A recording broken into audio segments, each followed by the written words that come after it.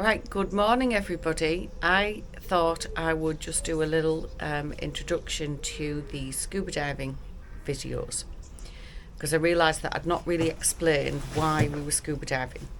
So, just to put it into context, Stuart and I decided to do some high board diving last year, and we did the course, and as you can imagine, Stuart was a lot better than me at it, but I still managed to conquer my fear of going off some of the higher boards. I went up to 3 meters and successfully managed to do that. And the reason why I wanted to do that was because what I can't stand seeing is people like bombing the pool, or when you go in the swimming pool and you stand on the edge and take 20 minutes to get in because it's a bit cold, all that palaver. That is what I used to do in the pool, and I just wanted to be able to walk up to the side of the swimming pool and do this beautiful dive and get in gracefully in a wanna. So we'd done that, and I tested that out on holiday, and Stuart and I both did a dive together in the pool, and we got like a round of applause from everybody in there.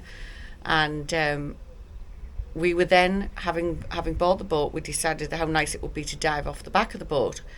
So we made sure that we'd got this bathing platform at the back of the boat so we could dive off into the water. And then we were chatting and decided that it would be a really good idea if we could go under the water. One of the reasons, particularly because Stuart can scrub the bottom of the boat, which you have to do fairly regularly to keep it clean so that it moves better in the water. And also, if you get anything wrong underneath the boat, like something wrong with the propeller or something particularly wrapped around the propeller, like lobster pots, which are a constant hazard out there. So we decided to have a go at scuba diving so that we were able to go under the water. And also, from a tourist point of view, that when we go somewhere beautiful with tropical clear water, how lovely it would be to be able to take your tanks and off you go. And basically I thought I could look like those people off the wildlife films, or those wonderful shots underwater where you've got like mermaids and stuff like that. So that's what I thought would be the outcome of scuba diving. Morning everyone, we are on day 3 of a scuba diving course with Aquanauts in Plymouth, and I'm just going to take you through a little bit about scuba diving. Be under no illusion, I am not the instructor here, I am a total beginner, so anything I say, take it with a pinch of salt, and you will not be able to scuba dive at the end of this video. So we're just going to walk you through what happens right at the beginning of the day. We have to get all our kit ready. So really well organised. They have all these boxes. You have like these massive, like big filing boxes, and you have all your kit in them. Yours must be hung up. So it all looks like a pile of stuff at the minute. When we get to the site and we start putting it on, I'll talk you a bit more through what it all is. But everyone's got their own box. Everyone's responsible for checking all their kit, and then it all gets loaded into, cameraman, if you don't mind, in the back of the Scuba bus. We've got the cylinder of oxygen, and then everything gets piled in there, and then we all go out in the disco bus out to the dive site. So integrated for you. we're just getting ready, and we'll be travelling very shortly. So we've arrived at the dive site. Everyone's setting up their kit. I'll run you through what Stuart's doing. He's basically putting his gas cylinder on his waistcoat. So there's a few bits of diving kit, and this first one it's basically like a giant waistcoat with loads of faffy pockets and clips and stuff, and you have to get the gas bottle attached to that. So that's what he's doing now. And then we have this octopus like contraption you have to screw into there, and that's what allows you to breathe. So this is not an instructional video by any stretch.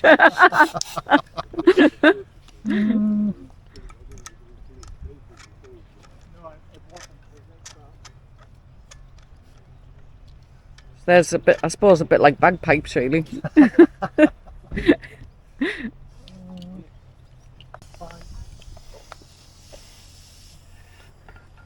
Like I said, there's a lot of faffing about. So now he has to plug the gas into the waistcoat. Oh no, he has to test how much gas is in it, so that's what that thing's for. It's a bit like them tyre pressures that you have on your bike.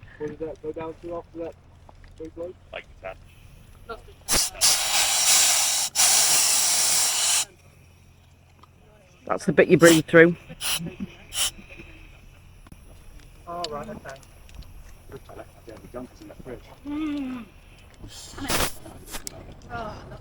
Right, so now he's got the gas supply into his waistcoat. It's called a BCD, a buoyancy control device. And then you have to check some other yak. So we'll have a laugh and film Stuart getting in his wetsuit in a minute.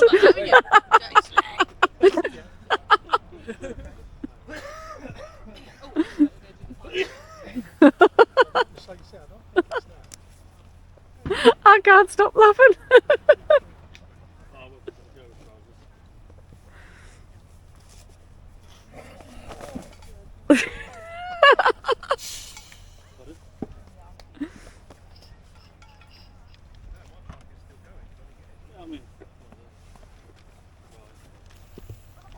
So you've burned about 200 calories off by the time you even start the activity.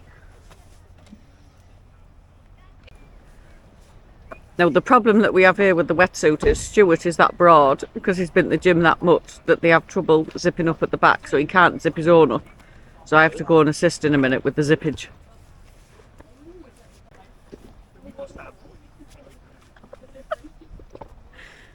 Right, are you nearly ready?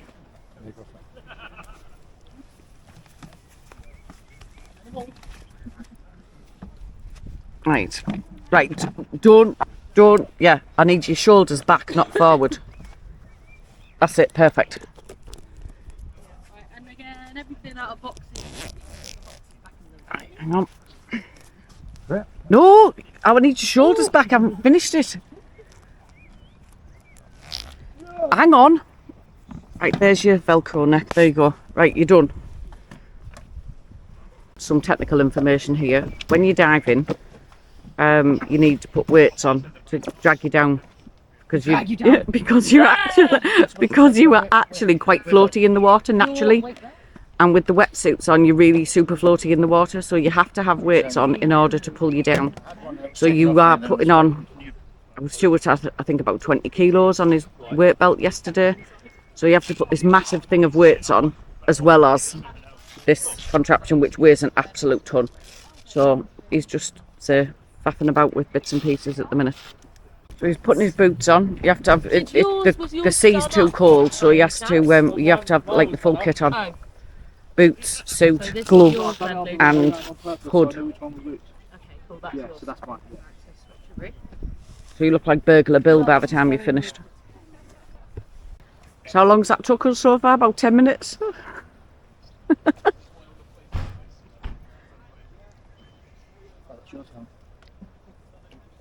Oh, my kit. Yeah, well, we'll talk about why that's my kit box, and we'll talk about why I've just got such little kit in there later. Deflate position to deflate air in your BCD, but get yourself back down. Your position should be in trim. Okay. Yep. Arms here, here, or here. Just not swimming with your arms. Legs ready to kick, either flutter, or if you want to start trying the frog kick that I do, it is a more efficient kicking style. It takes a little bit of getting used to. Okay, so you can play around with it. If I'm showing you, look at me in my position, I'm telling you, try and get in this position, not like this, or kicking. Yeah, so, if I grab your legs, I think I did that to you yesterday. I'd shit myself if you did that under there. Oh my god! If I grab your legs, do not shit your pants. I just want you to stop your kicking, because you're kicking up the dirt, especially when you're doing skills. Right, Stuart now has his mega waistcoat on, his tank at the back. Weighs an absolute ton. This is the weight belt here. Look, if you just look in one of these pockets, annoying. You've got like these yellow things, they're literally weights. And now he has to walk uphill and then down a ton of steps.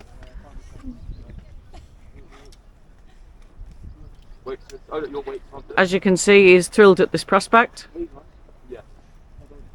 So with all this gear on that weighs what, about probably 50 kilos extra that's strapped to him, we now have to walk down these steps down to the bottom there where the beach is. So you've got to carry your fins, your mask, your gloves, your hood, and stagger down the steps.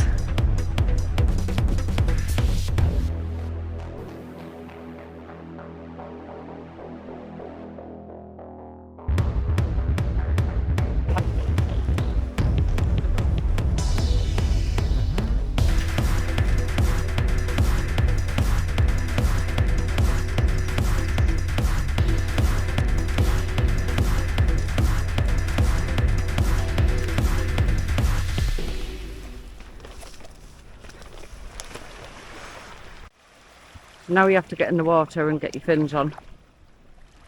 It is the absolute mother of fap-ons. So the thing I've noticed about diving is it's not a very good spectator sport. Because once these disappear off the surface, you're waiting for them to come back up again in about 40 minutes.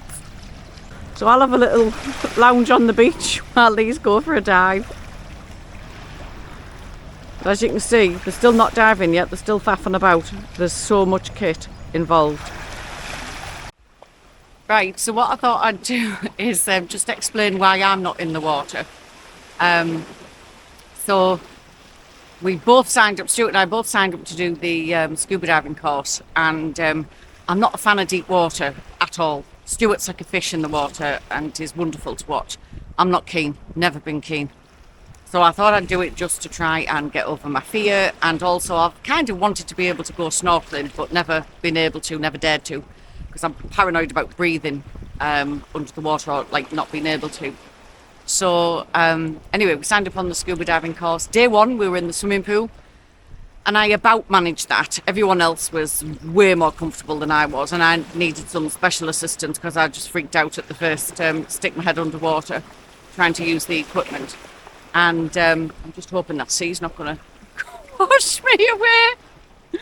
Anyway, so I got some special assistance from the owner who was there, and he taught me to sort out the breathing and how to breathe in slowly and like a pendulum. He was absolutely fantastic. So I'm going to have to put these sunglasses on because it's really sunny now in my face. So survived day one and then came down to this, it's a beautiful spot in the sea, and as soon as I got in the water I just absolutely cacked it. I was so scared. It was like the abyss going into, and even though it was still only shallow, I just wasn't having any of it. So I just said, right, that's it, I can't do it, I just can't do it, I'm not ready for it. So I just pulled out and floated around in the water. So I've decided that scuba diving is not for me, and Stuart's getting on with it really, really well. So he's finishing his training today, and that's what he's doing right now, and I'm doing some filming. I thought I'd be much more comfortable standing on the beach filming. So that's why I'm here and he's out there. So there we are. Here he comes, Sean Connery. Monster from the deep. How was it? Yep, so spotted crab. A fab.